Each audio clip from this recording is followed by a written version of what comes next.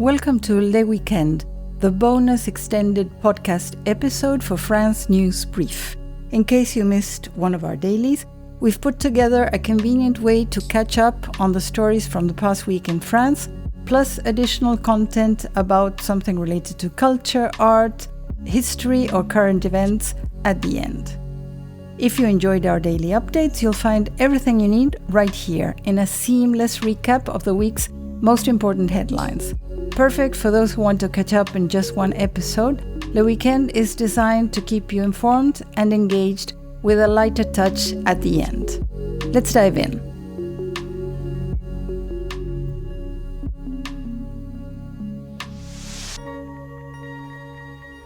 This is the news for Monday, November 24th. French lawmakers rejected the income part of the budget bill as it heads to the Senate. The French lower house rejected parts of the 2026 budget bill on Saturday, leaving open whether the politically fragmented parliament, under pressure from investors to reduce a budget deficit, can strike a deal before the end of the year, as reported by Reuters. Amazon's satellite internet license faces legal challenges in France. A French union filed a legal challenge today against a decision by the country's telecoms regulator to grant radio spectrum to Amazon's satellite internet service, the biggest test yet of the US tech giant's broadband ambitions, as reported by Reuters. The introduction of a voluntary military service in France could be announced as early as this week. This project has been under consideration for several months after President Macron introduced the idea to an audience of senior military officers on July 13th, as reported by France 24. A French citizens' convention called for sweeping school schedule reform. The 133 randomly selected participants of the citizens' convention called for a 5-day school week with major changes to how learning is structured, while choosing to leave the vacation calendar largely untouched, as reported by Le Monde. The first snowfall of the season in the Paris region caused speeds to be reduced by 20 km per hour on roads throughout Île-de-France. The Minister of Transport also announced delays of about 1 hour for flights from Roissy-Charles de Gaulle Airport, as reported by Le Figaro.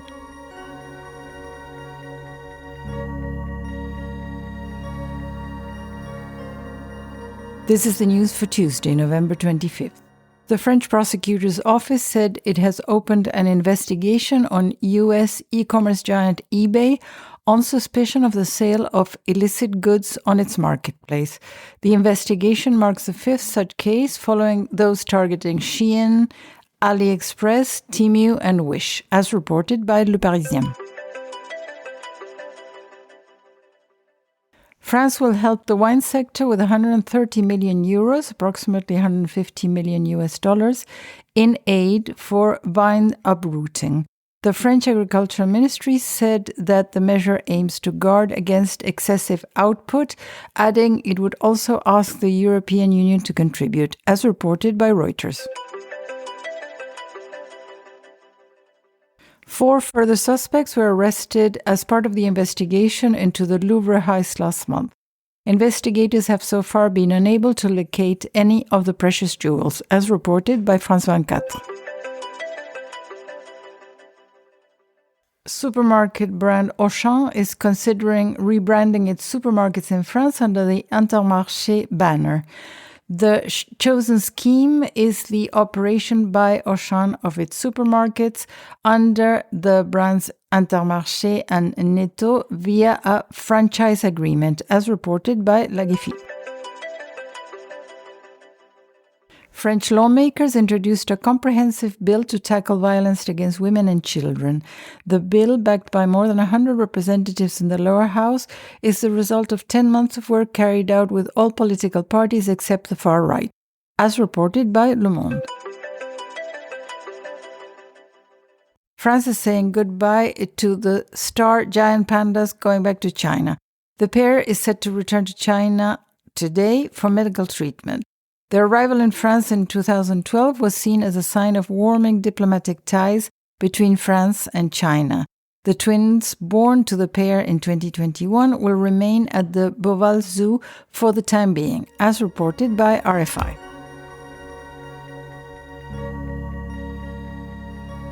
This is the news for Wednesday, November 26th. France's highest court upheld former President Sarkozy's conviction in the 2012 campaign financing case. This is a further legal setback after recently being jailed for nearly a month in another case, as reported by Reuters. The governor of the Banque de France, François Villeroy de Galhau, stated that the European Central Bank's digital euro project, a matter of sovereignty, will not pose a threat to European private payment solutions because the Eurosystem envisions the digital euro as a public-private partnership with banks playing a central role in its distribution, as reported by Le Figaro. President Macron will go on a state visit to China in December. This will be the French president's first visit to China since April 2023. The two leaders are expected to discuss economic and trade matters, as reported by Le Monde. 4 people have been charged in Paris over suspected Russia-linked espionage and interference in a case that ties economic intelligence gathering to pro-Russia posters placed on the Arc de Triomphe. Prosecutors said 3 suspects have been detained and a 4th placed under strict judicial supervision, as reported by RFI. A ski resort in Savoie made access to its slopes free. At Saint-Colomban-des-Villiers, the municipality has decided not to sell ski passes for the upcoming season. Paradoxically, this decision could lead to significant savings, as the community was faced with a growing deficit in operations over the past 2 years, as reported by Le Figaro.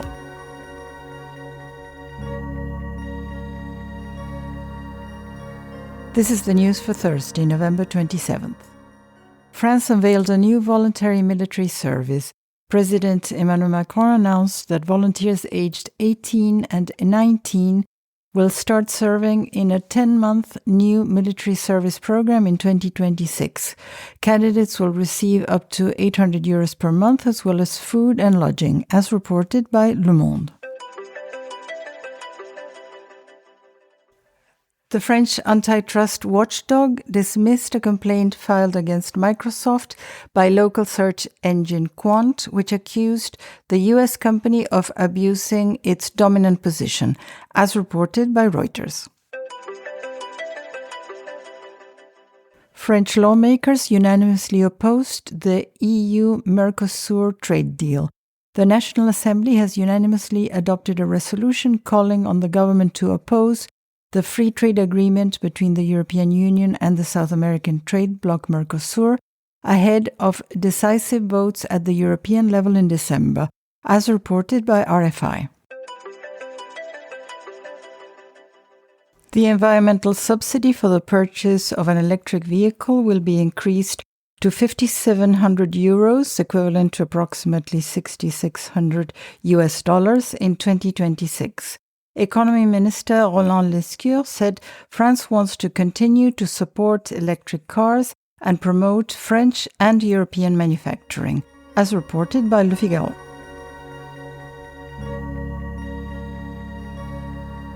This is the news for Friday, November 28th. Food banks launched their annual collection of essential products. This operation is intended for 2.4 million vulnerable people supported by charities, as reported by France 24. French lawmakers voted to nationalize ArcelorMittal, France's biggest steelmaker, as ministers warn of an illusion.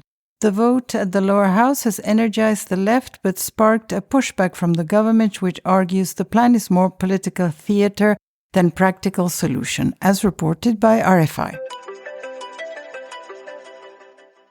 President Emmanuel Macron has called for swift changes to French law that would allow judges to urgently block false information circulating online, arguing that disinformation is becoming a major threat to individual dignity and national stability, as reported by RFI.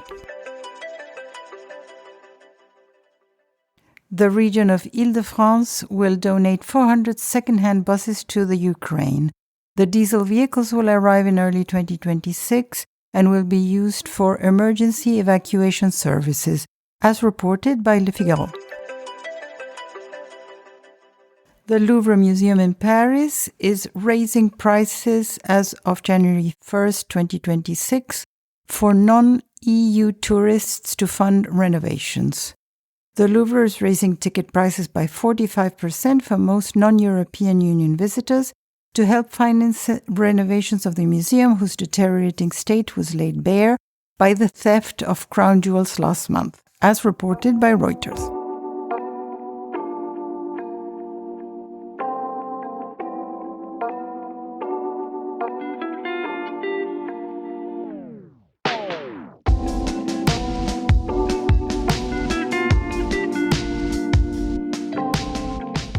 You're listening to Le Weekend, and now that you're all caught up with the main headlines from the past week, it's time for our bonus story. Today we're looking at military service for France's youth and why it made the news this week.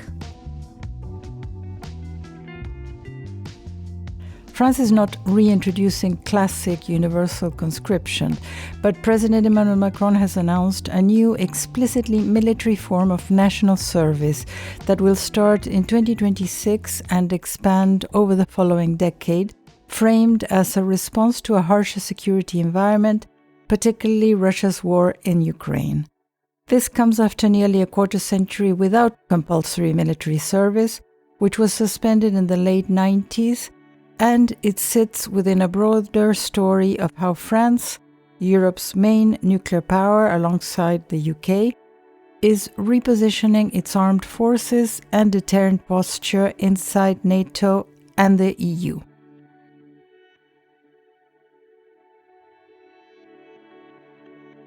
This week, President Macron announced the creation of a new Service National that will begin in summer 2026, aimed at reconnecting young French people with defense and resilience without returning to a mass draft. The scheme is described as strictly military and will be voluntary, targeting young adults aged 18 and 19 for a 10-month period of training and service rather than a short civic or community stint. Volunteers will serve only on French mainland and overseas territories, not in military operations abroad.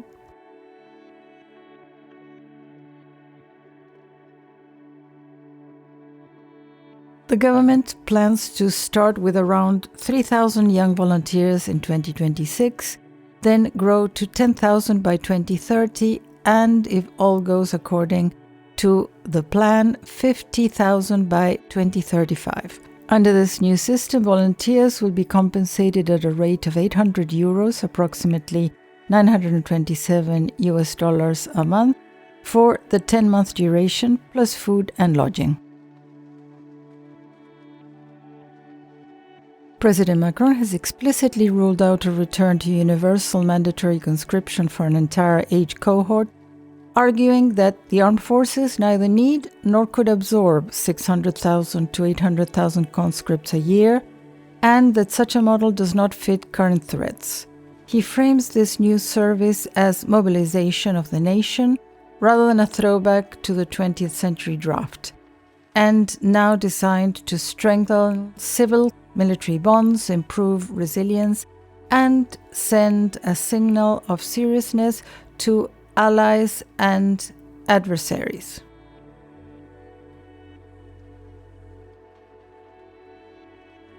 France was the first modern state to make military service a general condition of citizenship. During the French Revolution, the Levée en masse, decreed in 1793, created a link between the citizen and the nation in arms that became central to French political identity.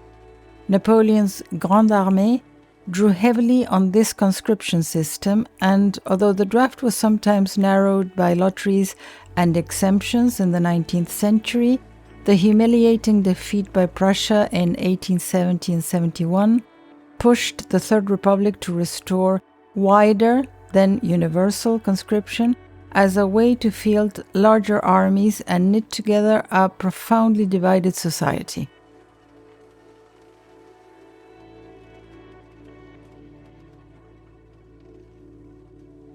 From the late 19th century through most of the 20th, conscripts formed the bulk of the French army, fighting in the trenches of the First World War and again in 1940, with mixed results that highlighted both the potential strength and the limits of mass mobilization.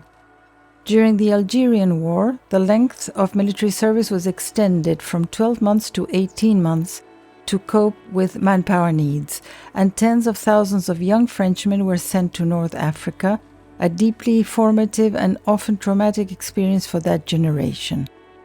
Conscripts also played an unexpected political role in 1961, when many refused to follow generals involved in the Algiers Putsch, helping to foil an attempted coup and reinforcing the idea that the conscript army was loyal to the Republic rather than any faction.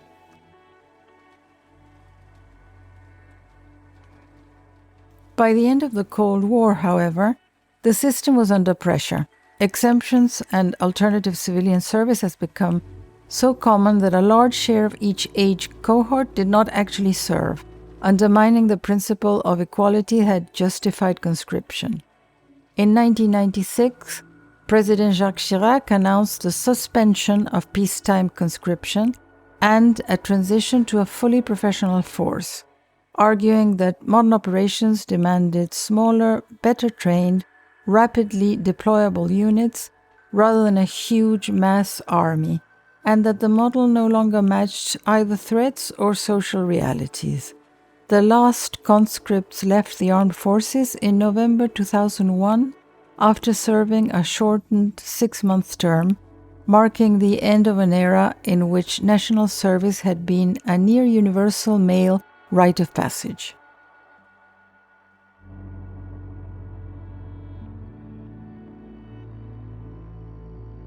Going back further in time, the Napoleonic era and the early 19th century created many of the legal and cultural templates for French conscription, such as age-class cohorts, drawing lots, and possibilities for substitution or buying one's way out, practices that shaped perceptions of fairness and class privilege. Universal male conscription in the Third Republic, particularly from the 1880s onward, was explicitly justified as a Republican school of the nation, meant to break down regional linguistics and class barriers, standardizing French language and civic values through barracks life.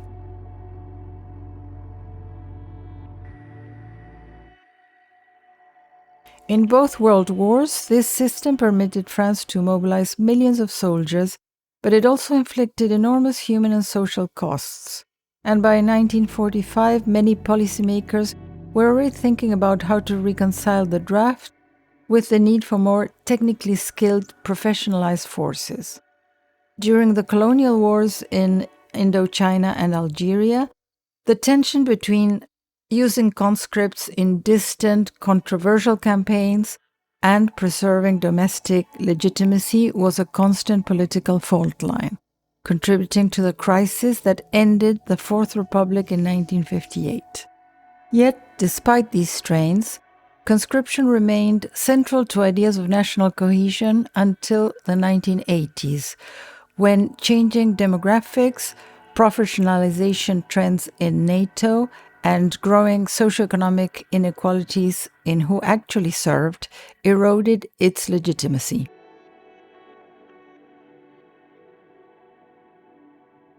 The move away from conscription in the 1990s did not erase the symbolic weight of the Armée de Conscription in public memory, which is why any discussion of Service National today is immediately compared and often contrasted with that 20th century model.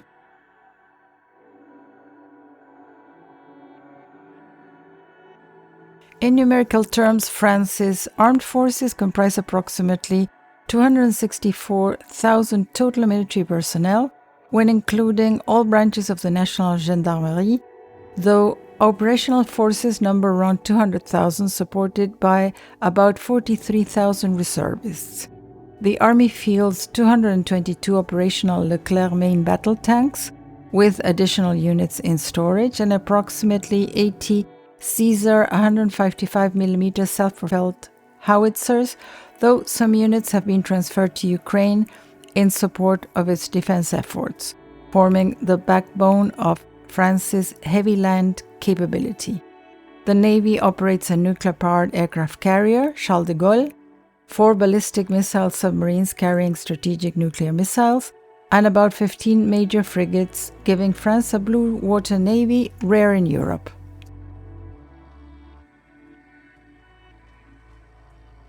The Air and Space Force controls approximately 200 modern fighter aircraft, a fleet that includes around 140 to 145 Rafale multi-role jets, split between the Air Force and Navy, supplemented by Mirage 2000 variants, as well as tankers, transport planes, drones, and space surveillance assets.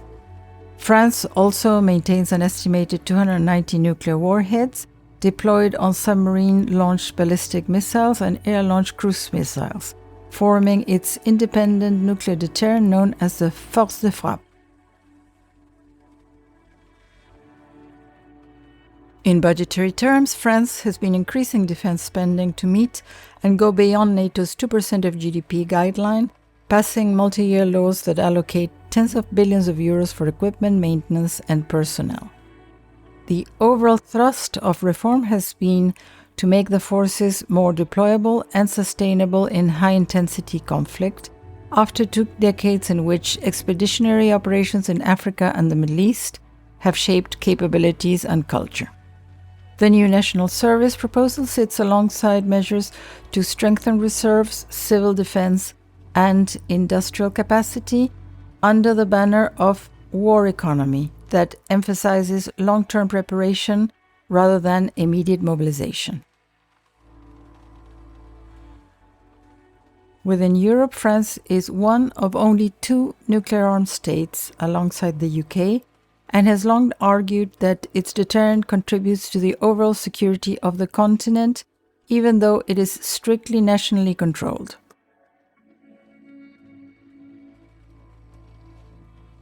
The current debate over national service in France is not a simple case of reviving the old draft, but part of a wider recalibration of how a medium-sized nuclear-armed European power organizes its society for defense in a more threatening world.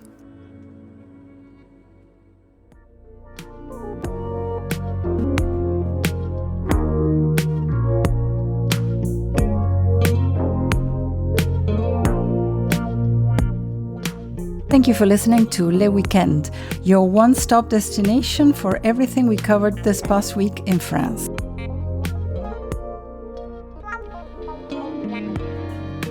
Catch our daily France News Brief roundups of the main news in France every weekday, wherever you get your podcasts. Stay informed.